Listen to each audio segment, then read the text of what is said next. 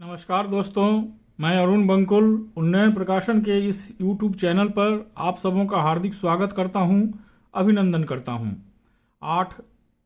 आज 8 जून दिन मंगलवार, ज्येष्ठ कृष्ण पक्ष की चतुर्दशी और विक्रम 2078 है। 8 जून को देश दुनिया में समसामयिक, आर्थिक, वैज्ञानिक और रहस्य रोमांच से आच्छादित अद्यतन क्या क्या खास घटनाएं हुई, चलिए इस पर चर्चा करते हैं। हर साल 8 जून को वर्ल्ड ओशन डे यानी विश्व महासागर दिवस मनाया जाता है। यह दिवस मुख्य रूप से लोगों को महासागरों के प्रति जागरूक करने के लिए मनाया जाता है। पहला विश्व महासागर दिवस 8 जून 2009 को मनाया गया था। इसके बाद से प्रतिवर्ष 8 जून को विश्व भर में विश्व महासागर दिवस मनाया जाता है। यह दिवस सन 1992 में रियो डी जेनेरियो में हुए पृथ्वी ग्रह नामक फोरम में प्रतिवर्ष विश्व महासागर दिवस मनाने के फैसले के बाद और वर्ष 2008 में संयुक्त राष्ट्र संघ द्वारा इस संबंध में आधिकारिक मान्यता दिए जाने के बाद मनाया जाने लगा।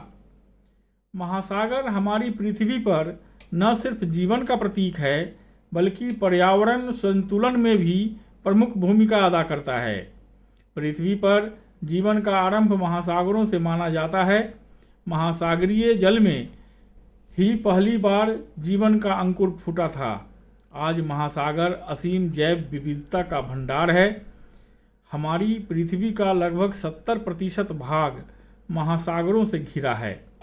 महासागरों में पृथ्वी पर उपलब्ध समस्त जल का लगभग 97% जल समाया हुआ है।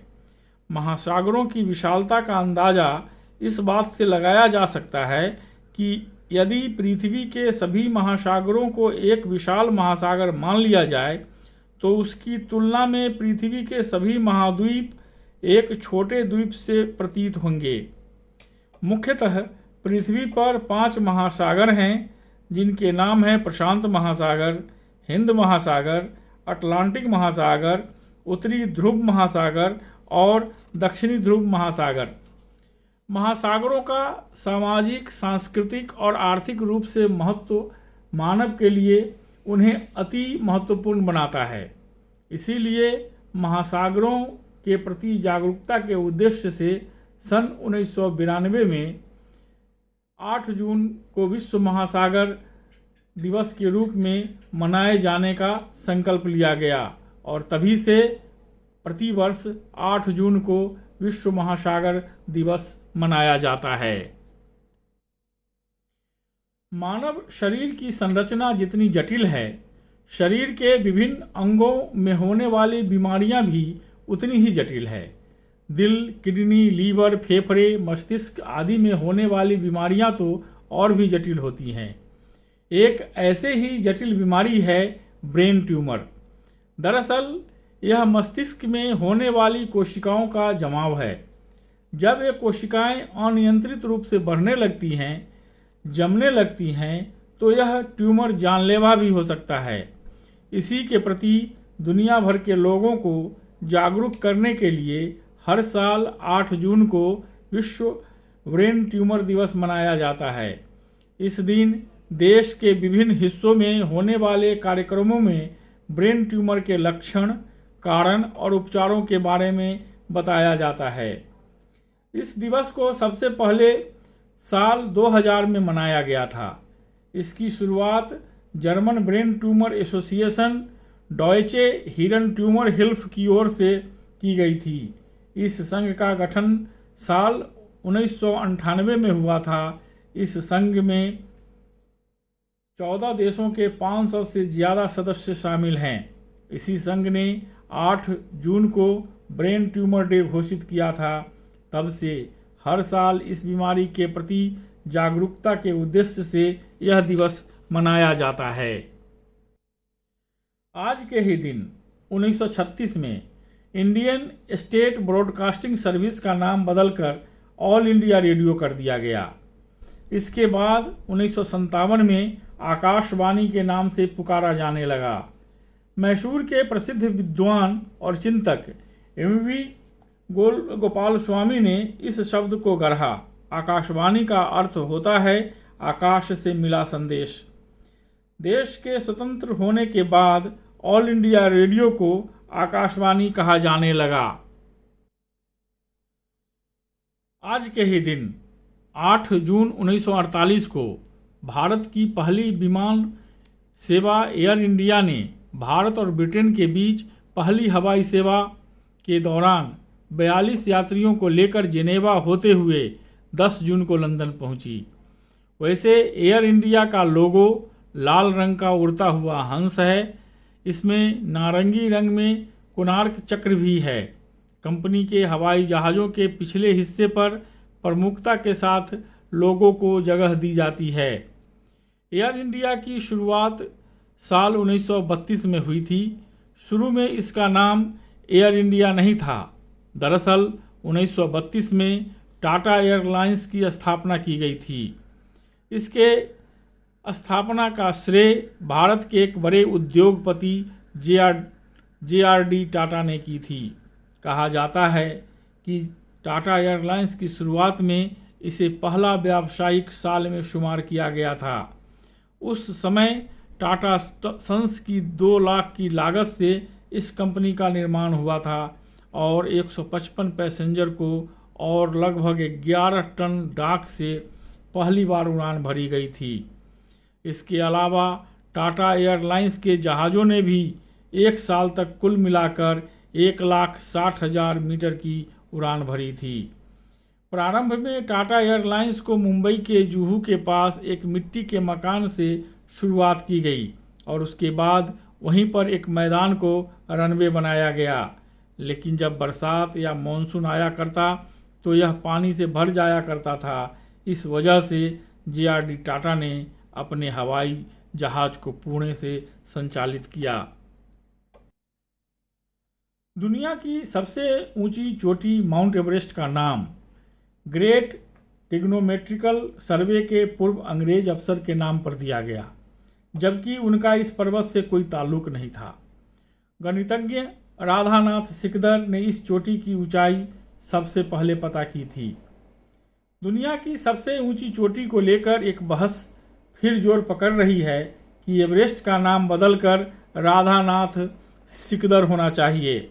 दरअसल सबसे पहले सन 1952 में राधानाथ सिकदर ने ही एवरेस्ट की ऊंचाई नापी थी, लेकिन अंग्रेजों ने इस चोटी का नामकरण अपने अधिकारी कर्नल जॉर्ज एवरेस्ट के नाम पर कर दिया। ये बात 50 के दशक की है।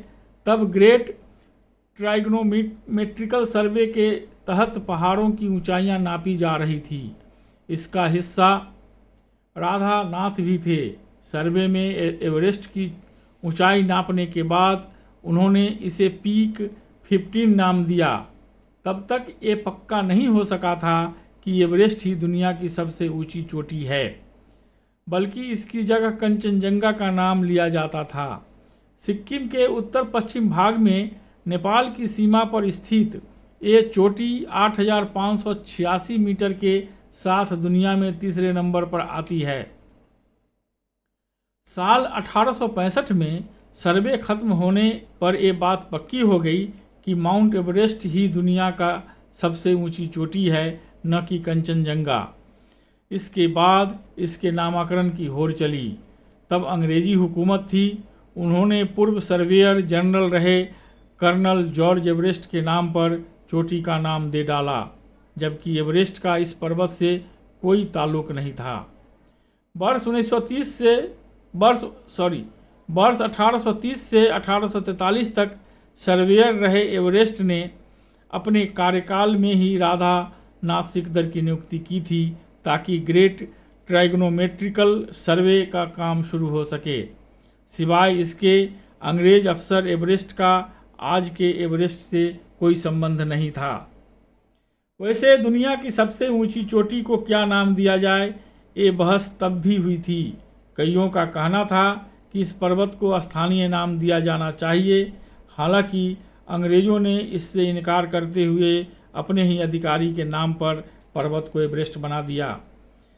इसके अलावा भी कई तरह की नाइंसाफ़ियाँ अंग्रेजी कार्यकाल में दिखाई पड़ी। जैसे सर्वे मैनुअल में सिकदर का नाम ही नहीं था, जबकि उन्होंने ही इसका पीक पता लगाया था। राधानाथ सिकदर का जन्म 5 अक्टूबर 1813 को कोलकाता में हुआ था।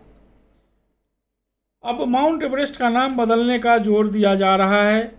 इससे पहले पर्वतों के नाम बदलने का कई हवाले भी हैं। जैसे पूर्व अमेरिकी राष्ट्रपति बराक ओबामा ने नॉर्थ अमेरिका की सबसे ऊंची चोटी का स्थानीय नाम माउंट डिनली कर दिया था, क्योंकि इसकी मांग लंबे समय से हो रही थी। हालांकि एवरेस्ट का नाम बदलने की कई तक दिक्कतें हैं। ये चोटी भारत और नेपाल की सीमा पर आती है। ऐसे में नाम बगैर नेपाल की सहमति के नहीं बदला जा सकता। ऐसे में कोई बीच का रास्ता भी निकाला जा सकता है, जिसमें सीमा बांट रहे देशों की सहमति से दुनिया की इस सबसे ऊंची चोटी का नया नामकरण हो सके।